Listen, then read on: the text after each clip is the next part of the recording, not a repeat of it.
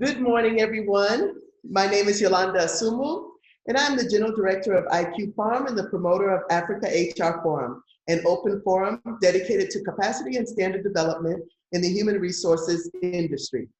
In collaboration with the African Human Resources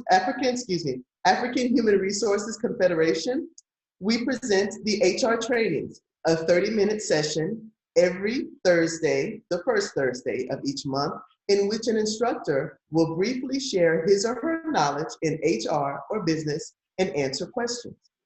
I am honored to present today's lecturer, Ms. Mavis Ureke. Ms. Ureke is a doctoral candidate for psychology of leadership at William James College, an author, leadership coach, international behavioral science and performance specialist, OD consultant, and practitioner with expertise in human dynamics and organization. She is a multiple award-winning global training and development leader, coach, and author of several books, including Self-Leadership, Navigating the Rapids and Waves of Life, 10 Lessons of Managing Emotions for Success, Managing Emotions for Financial Freedom, and others. He's also a trainer, facilitator, and keynote speaker at public and private engagements. Ms. Ureke has studied in the Netherlands, Zimbabwe, South Africa, and the United States. So she has a diversity of experience with a truly global cosmopolitan mindset. She has presented papers at international conferences, including Harvard Medical School, Williams University, in Vietnam, the University of Notre Dame, Australia, WASET in Turkey. And now I want to welcome Ms. Mavis Ureke. And with this introduction, I open the session for today's lesson, High Impact Team Players. Thank you so much. Thank you for that wonderful introduction, Yolanda. And I'm excited and honored to be here and to be part of this conversation. I know that we've got like 20 minutes, so I'm gonna say to you, please buckle up and we're gonna get started and we're gonna just, really get straight on into it. I'm just sharing my screen. Let me know if you guys can see my screen. Can you see my screen? But as I am sharing my screen, I'm just saying to the participants, people who have logged on, please in the chat, just say your name, just also say where you're logging in from. I know that we are, this program has been offered to people from different countries. So just please from the, in the chat box, just say where you are, your name. I might not be able to really get into it because I want us to really get into the content. So please just introduce yourself. I'm trying to make my slideshow here. And for some reason, it's getting stuck. Okay.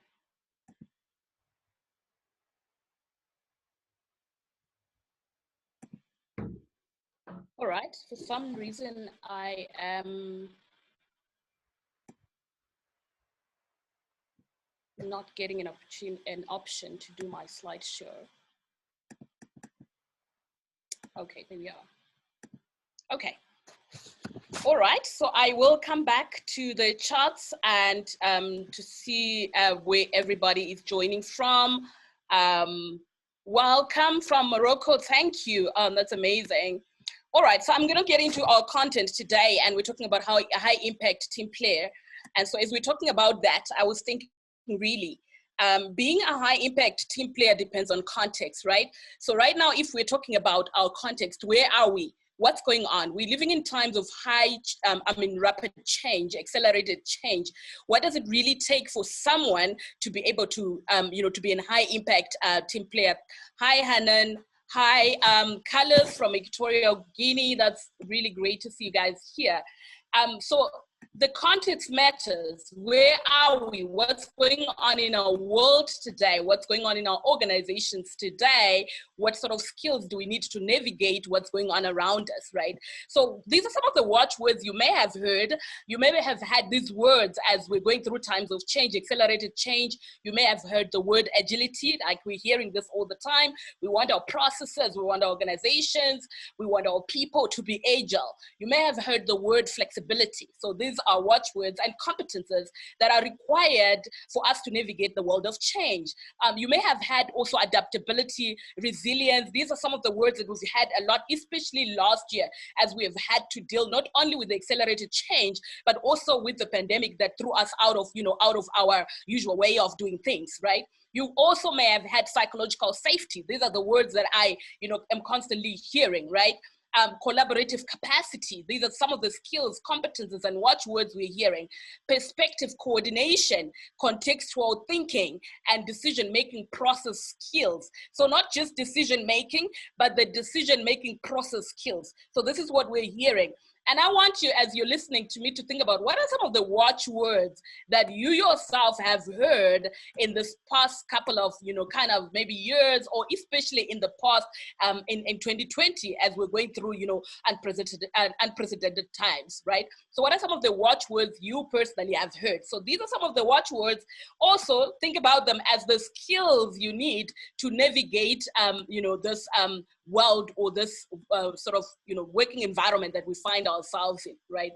So right now, so as we think about it, we hear that 20 to 25% of people only use, people use only 20 to 25% of their available talents, capacity, and potential on a daily basis.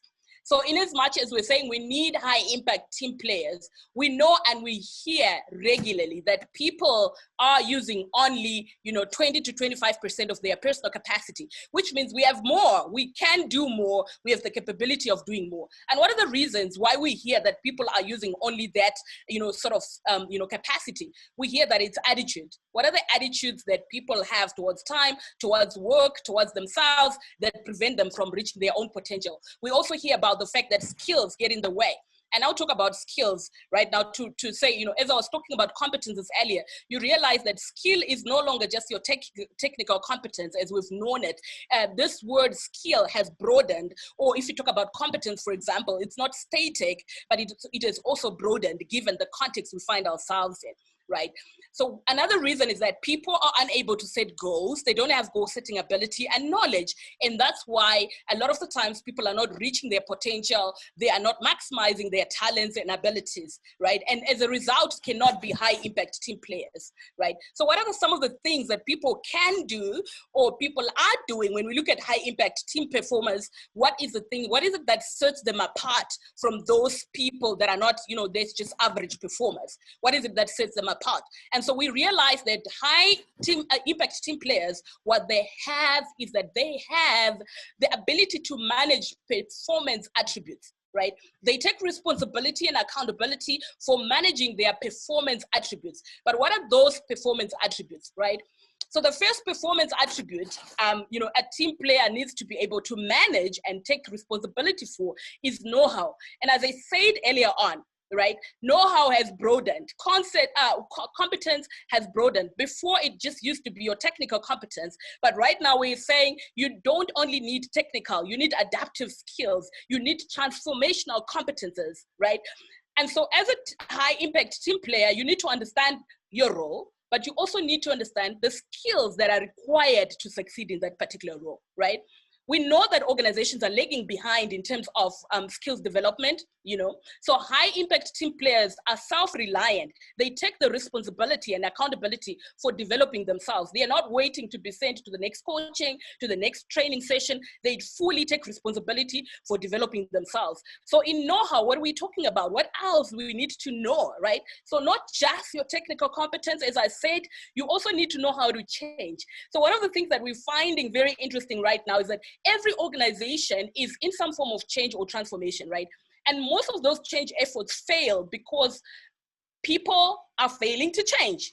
right? People are struggling to change, right? So as a high impact team player, you need to know how to change. You need to know how to change your habits. You need to know how to form new habits so that you can constantly be doing that, because we're living in times that requires us to be changing all the time, right? You need to know how to develop yourself, right? As I said, organizations are lagging behind in terms of skills development. So if you're waiting just for your learning department, or you're just waiting for your HR department to send you to the next training, you are lagging behind in terms of your own development, but also in terms of you being able to be relevant in the current context that we find ourselves in, right? So we also need to know how to learn, right? Know how to learn, learning how to learn. High impact team players, they know how to learn. They always have a learning goal. So beginning of this year, I've already had a few coaching sessions, and one of the questions I've been asking my coaches is, what is your learning goal for 2021? And some people, I haven't thought about it. Some people say, I don't have one. And I'm like, if you want to be a high impact team player, because we're living in times of change, we need to be learning very, very fast. So as a high impact team player, you need to be having a learning goal all the time, constantly, but also learning how to learn. One of the things then that is also aligned to that is knowing, the skills that are required, or should I call it skills mapping, right? So if you're in an organization, are you aware of what skills are required in that organization so that you begin to develop yourself, right? What are the skills that are lacking in that organization? Instead of waiting for them to develop you, you start developing yourself, and what are the skills that are required in your own field? Because the skills are changing rapidly and increasingly every day. So we need to know these so that we can be able to develop ourselves. And so one of the competencies we need is what is known as skills mapping. And I'm going to jump a couple of points, and I'm going to come back to these points, right? So if you look at, for example, I spoke about collaborative capacity, right?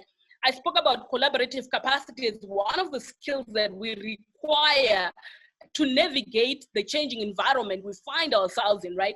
But when you look at collaborative capacity, or all the other skills that I mentioned earlier on, these are composite skills. So what that means is that you need then to be able to say, how do I break down collaborative capacity to understand the actual skills that I need to learn so that I can begin a building up process for me to develop myself. So if you look at collaborative capacity, for example, you need self-regulation skills. That on its own is like a pathway or a skill that you need to develop, right?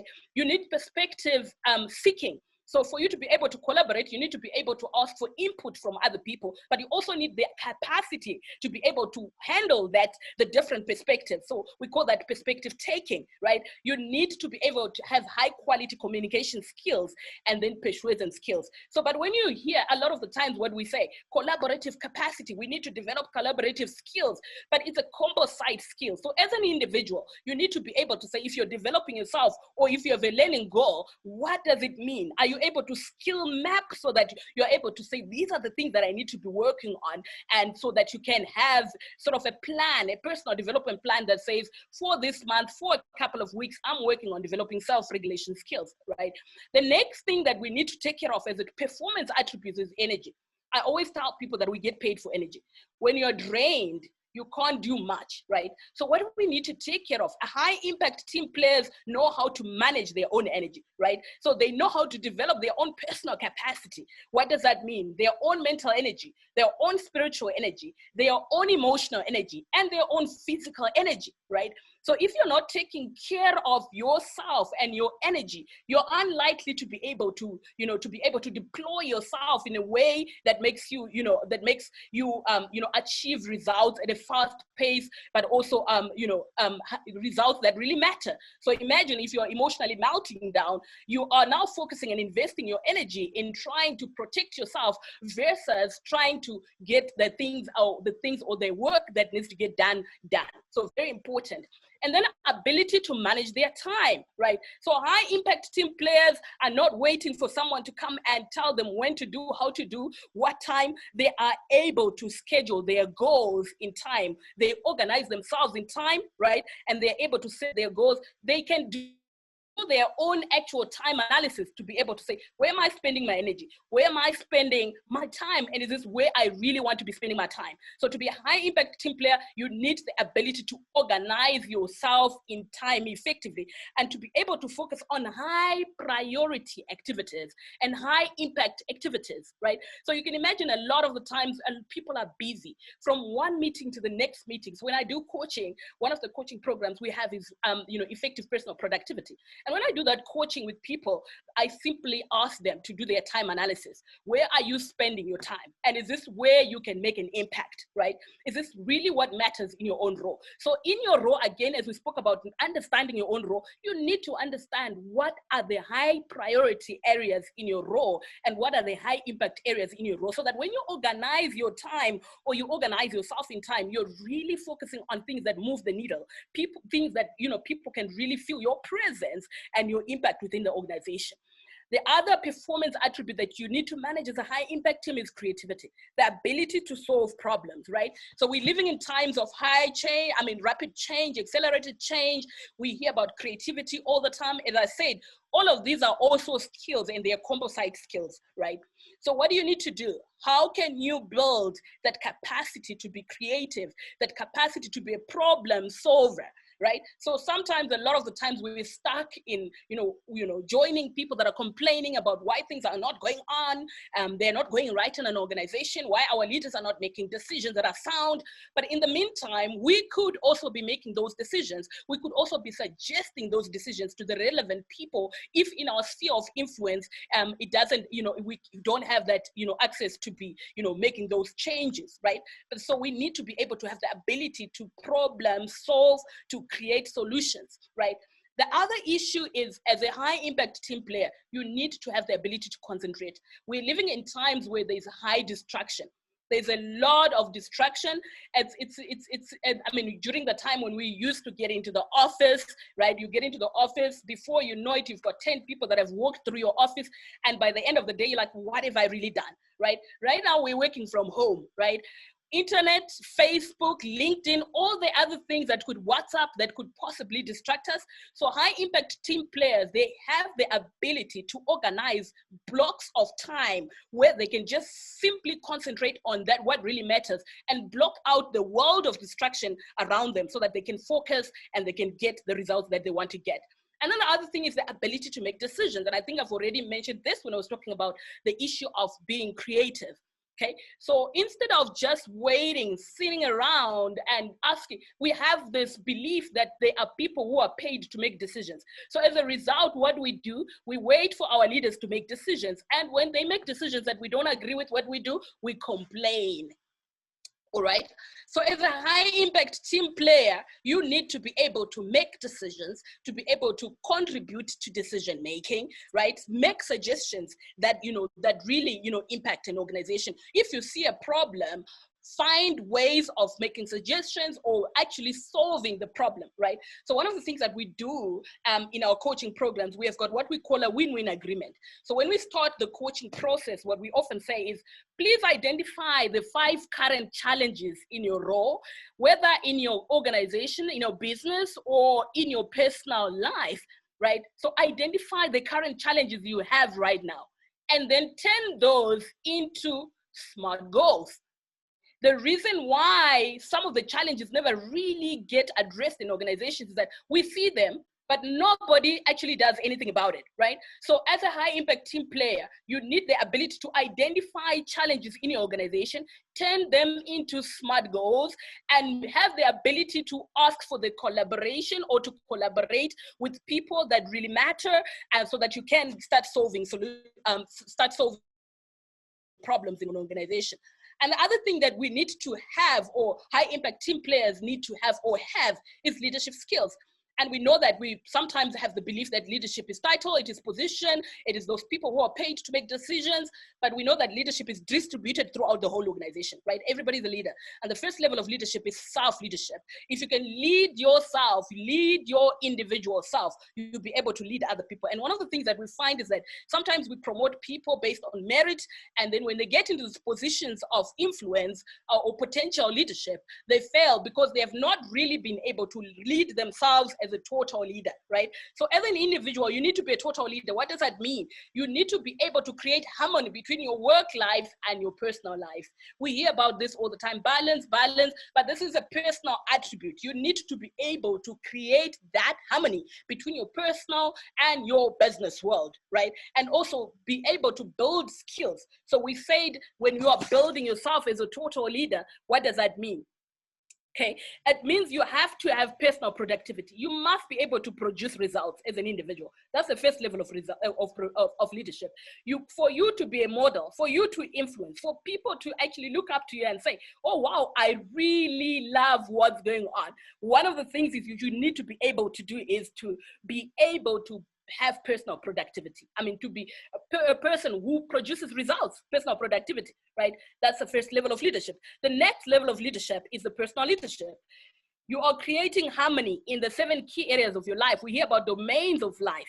Is there harmony between your domains of life? I was coaching one particular CEO this past year, and he was leading an organization through change. But this organization was very, very volatile, right? It was very volatile.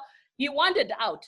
But guess what? His finances were not in order. So he could not jump out. He was stuck there, okay? Right? He was having panic attacks, not sleeping at night, anxiety, and you name it. He had gone to the doctor, was now on happy pills because of the pressure in this environment. So as you lead yourself as a high impact team player, it's not just about the organization. It's about you in total, as a total person, to be able to lead the domains of your life, to be effective in all the domains of your life, not just your work life, right? And then the next level of leadership is motivational leadership, right? For you to be able to influence others. But you can't influence others if you don't know how to influence yourself. I was working with a particular consulting company beginning of this year as well. And these guys had taken all their employees through one program, which is very, very, the content when I looked at it was very, very great. They'd taken their teams through inspirational leadership. But as they consulted with me, they said, we've taken them through inspirational leadership, but these people are not changing behaviors, right? There's no inspiration coming through, right? Very interesting, right? So motivation or motivational leadership, as a leader, you cannot motivate somebody else if you lack intrinsic motivation, if you don't know how to motivate yourself, right? So we spoke about managing energy right there, right? Leadership is energy. You cannot influence the next person when you lack energy. So as a high impact team player, you need to be able to have, to build yourself as a total leader. And the last level of leadership is a strategic leadership, right? So that's where in organizations we make decisions.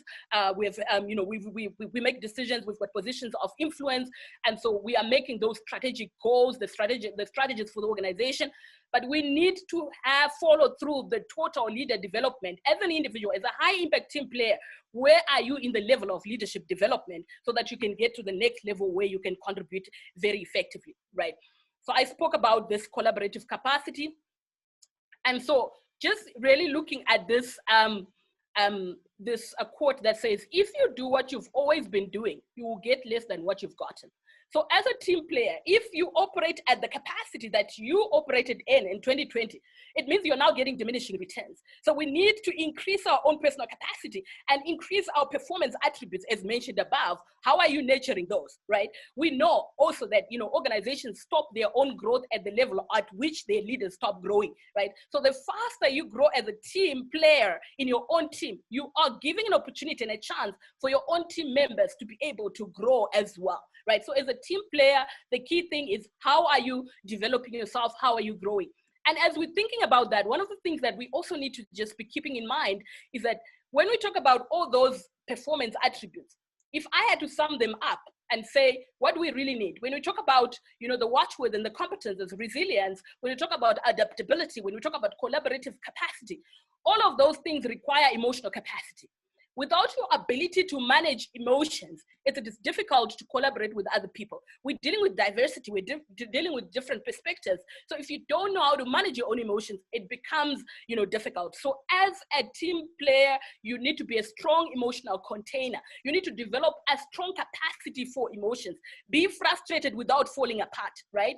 Yeah, be angry without, becoming volatile or, abusing other people around you as a result of the emotions you're experiencing. Do you have the capacity to manage the disappointment without, withholding contribution? So a lot of the times I deal with people in organizations, they have been disappointed. Now they're withholding contribution. So you need to be an strong emotional container as a team player. You need values over volatility, right? You need to seek understanding over uncertainty, courage, yeah, over complexity, and agility over ambiguity. So these are some of the skills we need to be developing. And I did put an alarm to remind myself, because I know that I had 20 minutes, and I know that I did rush through my presentation. I'm aware of that, but I hope that you have taken something out of this. I'm gonna spend the next 5 minutes taking any questions if there are any.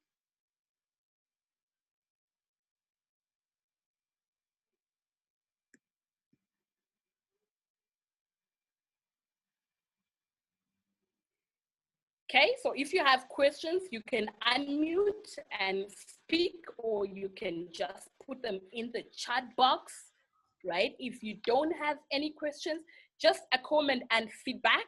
I know that it was a 20-minute session. Do you think this was useful for you to be able to get into 2021 and up your game as a team player? I must say that for me, yes, I'm ready now for 2021. And it is very, very important. And I did have one quick question, because at the beginning of your presentation, you were saying that we should improve ourselves in our area of expertise where we are working. Is there any way where we can go, or any resource that we can use to find out what other skills we might need for the positions that we're holding? Okay, so I think this is, you have to either find a coach, or also just, research. I find right now when we talk about sort of HR, for example, what are the jobs of the future in HR? So you want to also probably ask yourself in your own field, what are the jobs in the next 5 to 10 years? What is your role going to look like? So what are the skills that you need? So we find that a lot of the times right now, if we think about HR, for example, it's not just going to be HR. You're going to be a psychologist. You're going to be practically everything, a digital expert, right? So you need to be able to say from 5 to 10 years, or just next year, right? So we could even talk about next year, not 5 to 10 years, right? Think about what we were dealing with in 2020, right?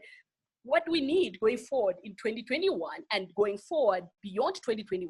What are some of the sort of skills in your own environment or field of expertise, or even areas you need to collaborate? We're finding that now gone are the days of solo specialists, right? So you cannot just be a psychologist and say, I'm a psychologist, or a lawyer and say, I'm a lawyer. No, no, no. So we need to be developing skills across, broad spectrum. So we need to be thinking about that as well. Okay, well, also you mentioned a couple of things that were good, but we do have one question. You can go ahead and read it. Do you see it on your panel there? Yeah, should all human capital professionals have coaching skills?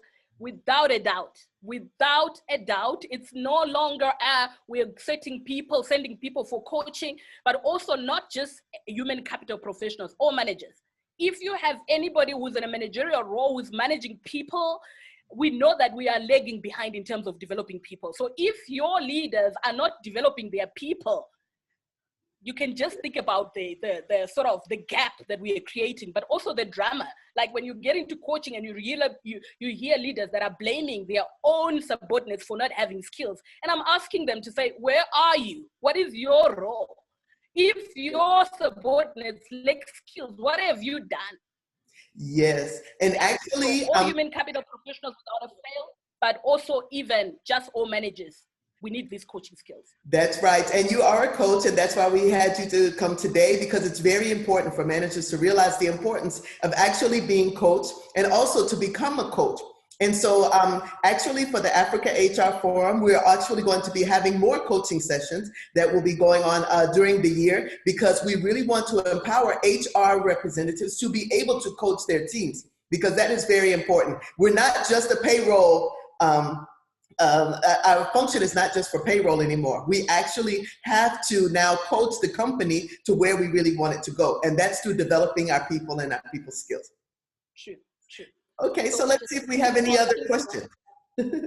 Josephine is asking for coaching programs. So you can either contact Yolanda, but if you're interested in the coaching programs that I offer, there is my contact details. You can drop me a line and I'll be able to provide you those. That would be awesome if they can contact you for that, because it's very important, especially those that are in management positions. They need to get very good coaching to be able to help others. Are there any other questions? I had one more question. Do you have any tips about time management? Time management. So I think the first management tip for time is mindset. What is your mindset? What is your attitude towards time? I hear a lot of people say, I don't have time. And I had to change that too. When my coach spoke to me and said, time is always there. Have you ever woken up and time is not there? So the first thing is to correct your attitude towards time. Time is there. It's capital that is given to everybody, the poor, the rich, the white. Everybody has time. What just is different is how you're using that time capital, right? So do your own personal analysis and say, why am I spending my time? And am I spending my time? I have a time analysis sheet. If you're interested, drop me an email. I'll send you a time analysis sheet where you can just look at where you are spending your time from Monday to Friday, right? But also, it's an energy thing. I always say, even if we extend your 24 hours, if you don't have any energy, it's useless. Yes. Time management is energy management. If you don't know how to manage your energy, even if we give you 48 hours, you'll still be nowhere. Okay, Ms. Ureke, do you have any last words of encouragement that you want to share with us, or any other tips that you would like to give to us before we close our session for today? Okay, so I think really just going back to what are the watchwords, right?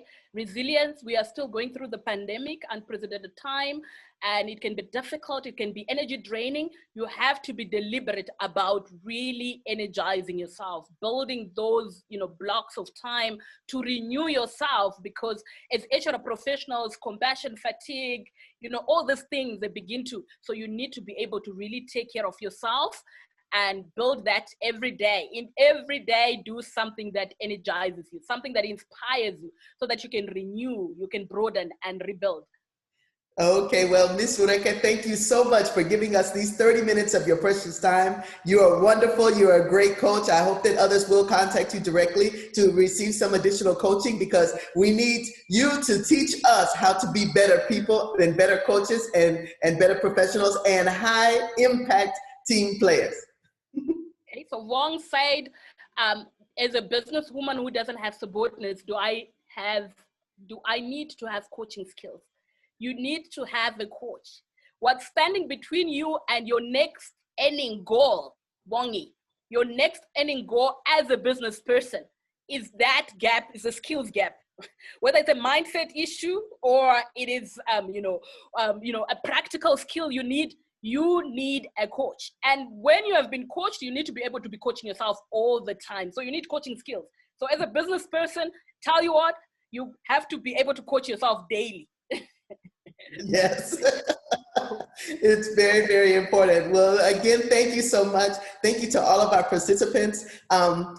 I think we can close our session now, and we look forward to being in contact with you again. I do want to let all of our participants know that starting in the month of January, we're also going to have some HR Insight series, and we will be seeing some more of Ms. Ureke later on during the HR Insight series. I would encourage everyone to go to the Africa HR Forum website, go to the virtual events, and you will see the upcoming events that we will have for the HR Insights series, which will begin next week, next Friday on the 15th of January, and it will be every third Friday beginning next Friday.